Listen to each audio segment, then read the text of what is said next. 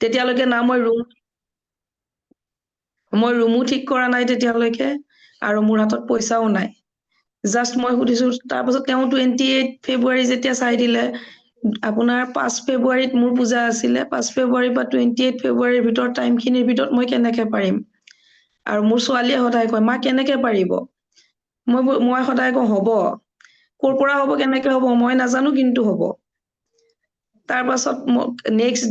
ৰুমৰ কথাটো মই পাৰ্লাৰত যাওঁতে ৰুমৰ মালিকজন বহি আছিলে মোৰ মাইণ্ডত ফটকে খালে এইটো ৰুমটো হাইৱেৰ ওচৰতে ইহঁতৰ ৰুম আছে এইটো ৰুম ল'লে ভাল হ'ব লগে লগে কথা পাতিলো সিকিউৰিটি কিমান দিব লাগিব ৰেন্ট কিমান হ'ব সেইখিনি কথা পাতিলো তেওঁ ক'লে মই একদম হাঁহি হাঁহি আহিছো পাৰ্লাৰৰ পৰা সেইদিনাখন ছোৱালীয়ে সুধিছে কি হ'ল কি পালে বুলি পেলাই মই বেলেগ বস্তু পাই গলো আজি মই ৰুম পাই গলো মই ভাবাই নাই পইচা ক'ৰ পৰা দিম সেইখিনি মোৰ হাতত সঁচা কথা কৈছো ৰুমৰ সিকিউৰিটি দিয়াৰ মোৰ পইচা নাই তাৰ পাছত মই মোৰ ঘৰত দেউতা দাদাহঁতক ক'লো সবেই এগ্ৰী হ'ল দেউতাক ক'লো দেউতা মোক 1 লাখ টকা দিয়ক মই লোন পালে আপোনাক দিম দেউতাই মোক 1 লাখ টকা দিলে দিয়াৰ পাছত 50,000 মই ৰুমৰ সিকিউৰিটি দিছো আৰু বাকি 50,000 দি পেলাই মই মিস্ত্ৰীৰ কামত লগাইছো কাৰোবাক 2000 দিছো টাইলছৰ মিস্ত্ৰীক সিলিঙৰ কাম কৰিবৰ কাৰণে কাৰোবাক 2000 দিছো এনেকে কৰি সাইনবোৰ্ড বনাব সবতে অলপ অলপ পইচা দি পেলাই মই কামখিনি ষ্টাৰ্ট কৰিছো আৰু ৰুমৰ ওনাৰক কৈছো মই সোমোৱাৰ আগদিনাখন তোমাক বাকি পইচাটো দিম 2 লাখ সিকিউৰিটি লৈছে তাৰ পাছতে মই পইচা উলিয়াব যেতিয়া যিটো CSPত যাওঁ মোৰ ষ্টুডেন্ট হয় ল'ৰাজনে কৈছে মেম লোন লাগিব নেকি বুলি পেলাই মোৰ মুখত এনেকুৱা হাঁহি ওলাই গৈছে মই লাগিব মানে মোক লোন লাগে কিমান লাগিব মই ভাল এমাউণ্টেই লাগে মোক 5 লাখৰ ওপৰত লাগে সি ল'ৰাজনে কৰিলে কামখিনি কিন্তু লাষ্ট মোমেন্টত 4 দিন মান পাছত আহি পেলাই আপোনাৰ লোনটো ভিডিঅ' যিটো কনফাৰেন্স হয় ভিডিঅ' কনফাৰেন্সৰ পাছত ডোন্ট মেটচ বুলি পেলাই লোনটো কেনচেল হৈ গ'ল মোৰ ছোৱালীয়ে মূৰে কপালে হাত দিছে মা এতিয়া কি হ'ব ক'ত পইচা আহিব কামটো আপুনি আৰম্ভ কৰি দিলে মই কৈছো হ'ব ৰবা সেইখিনি সময়ত মানি হিলিং লৈ আছিলো লগতে আপোনাৰ পৰা এঞ্জেল হিলিঙৰ হেতুও কৰি আছিলো মই ডেইলি কৰি আছিলো সেইখিনি আৰু ঠিক এইখিনি সময়তে আৰু আমাৰ এক্সেছৰ যিটো কুৱেশ্যন কৰা চিষ্টেম মই কুৱেশ্যন কৰি আছিলো কি কৰিম বুলি পেলাই সেইখিনি মোৰ পটকৈ মাইণ্ডত আহিলে মই য'ত আছো মোৰ ফ্ৰেণ্ড হয় ঘৰৰ মালিকনী তেওঁক ক'লো আপুনিতো এটা লোন লৈছিলে লোনটো মাৰি দিছে লোনটো মোক লৈ দিব নেকি তেওঁ একে আখাৰে ক'লে হ'ব মই লৈ দিম যদি পাওঁ বুলি পেলাই আৰু পিছদিনাখনেই তেওঁ একাউণ্টত পইচা সোমাইছে মোক পইচা ট্ৰেন্সফাৰ কৰি দিছে লগে লগে মোৰ গোটেই সমস্যাখিনি সমাধান হৈ গৈছে গতিকে মেনিফেষ্টেশ্যন যিটো সেইটো উইদাউট মানে লজিকেল মাইণ্ডত যদি আমি মেনিফেষ্টেশ্যন কৰো উইল পাৱাৰটো লাগিব লগত আৰু নিজে সতত কাম কৰিব লাগিব সেইখিনি কৰাৰ পাছত সাকসেস আহে 100% সাকসেস আহে আজি মই ৰিলো বনাইছো এটোৰ ওপৰত কেনেকে হ'ল বস্তুটো মই চেম্বাৰত বহি পেলাই আপলোডো কৰিছো চাগে আৰু টেকনিক্যাল কথাবিলাক মই ইমান নাজানো আপোনাৰ পৰা মই যিটো ৰিপৰ্ট লবলৈ মই নিউমাৰলজি প্ৰায় ডেইলি এজনৰ ওপৰত থাকেই মোৰ কিন্তু মই আপোনাৰ পৰা ৰিপৰ্ট নলওঁ মই নিজে হাতেদি লিখি দিওঁ মই হাতেদি লিখি দিয়াৰ এটাই কাৰণ হ'ল কি মোৰ বস্তুটো ষ্টাডি বেছি হ'ব বা মোৰ বস্তুখিনি মুখতে আহি যাব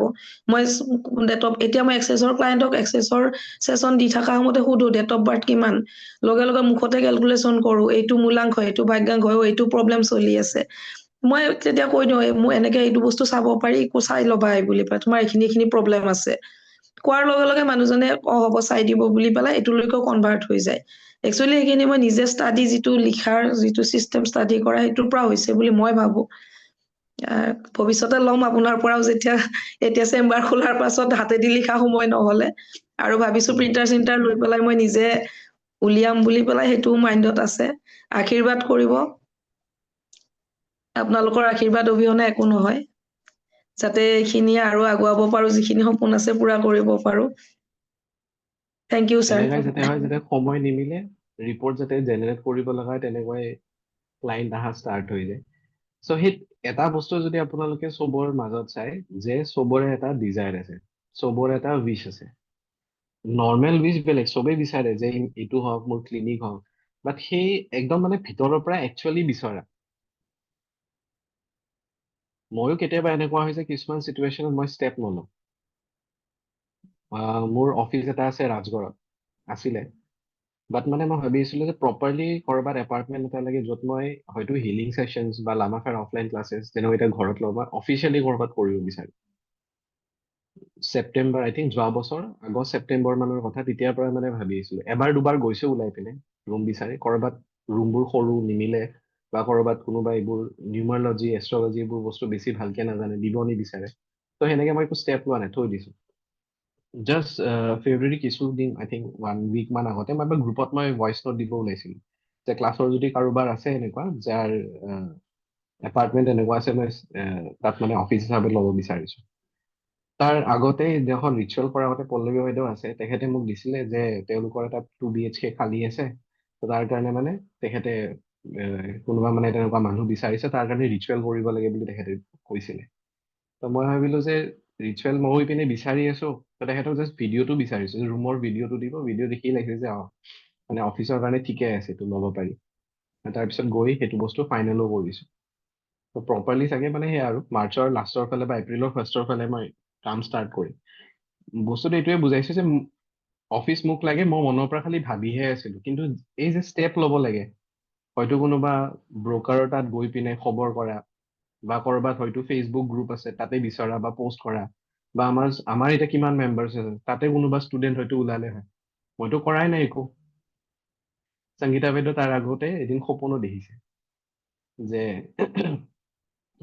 মই অফিচ লোৱা তেখেতে সপোন দিল জাষ্ট ফাইনেল কৰাৰ আগতে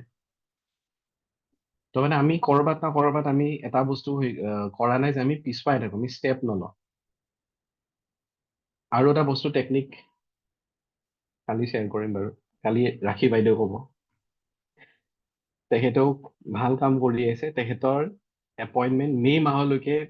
বুক হৈ আছে হিলিং ছেশ্যনত মে' মাহলৈকে আজি বাৰু ফেব্ৰুৱাৰী শেষ মাৰ্চ এপ্ৰিল মে' 3 মাহ তো 3 মাহ যদি ক্লাইণ্ট তেখেতৰ বুক হৈ আছে তো ভাবি চা য'ত মানুহে ডেইলি এটা এটা ক্লাইণ্টৰ কাৰণে ভাবি থাকে তো তেখেতৰ এটা টেকনিক আছে আৰু